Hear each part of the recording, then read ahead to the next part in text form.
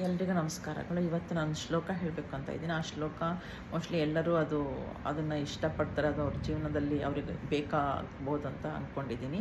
ಏನು ಅಂತ ಹೇಳಿದ್ರೆ, ಅನಾಯಾಸೇನ ಮರಣಂ ವಿನಾ ದೈನ್ಯೇನ ಜೀವನಂ ದೇಹಾಂತೆ ತವ ಸಾನ್ನಿಧ್ಯಂ ದೇಹಿಮೆ ಪರಮೇಶ್ವರ ಅಂತ ಹೇಳಿದ್ರೆ, ನಮಗೆ ಸಾವು, ಯಾವ ನೋವುಗಳು ಕಷ್ಟಗಳು ಇಲ್ಲದೆ ಸಾವು ಬರಲಿ, ಯಾವ ಕಾಯಿಲೆಗಳು ಇಲ್ಲದೆ ಸಾವು ಬರಲಿ.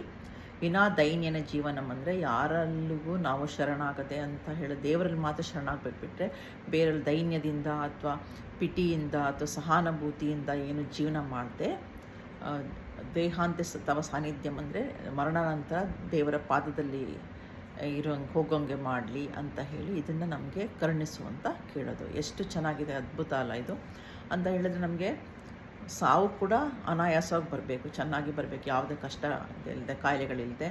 ವಿನಾ ದೈನ್ಯನ ಜೀವನ ಅಂದರೆ ಜೀವನವನ್ನು ಯಾರ ಹಂಗು ಇಲ್ಲದೆ ಬದುಕೋದು ಅಂತ. ಆಮೇಲೆ ದೇಹಾಂತ ತವ ಸಾನ್ನಿಧ್ಯ ಅಂದರೆ ದೇವರ ಬಳಿಗೆ ಹೋಗೋದು ಅಂತ, ನರಕಕ್ಕೆ ಹೋಗದೆ ಇರೋದು ಅಂತ. ಇದನ್ನು ನಮಗೆ ಕರುಣಿಸುವಂತೆ ಎಷ್ಟು ಚೆನ್ನಾಗಿದೆಯಲ್ಲ. ಧನ್ಯವಾದಗಳು.